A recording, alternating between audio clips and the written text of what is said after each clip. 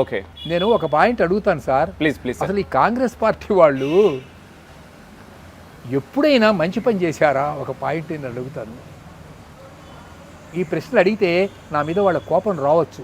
Yes, LTTE అవును 1991 నేను ఇందాక చెప్పాను, రాజీవ్ గాంధీని చంపింది. అవును.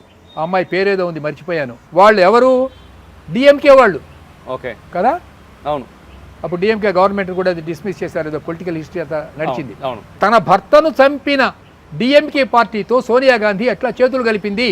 I want direct reply from Congress. Yes, ఇందులో ఏమైనా జస్టిఫికేషన్ ఉందా?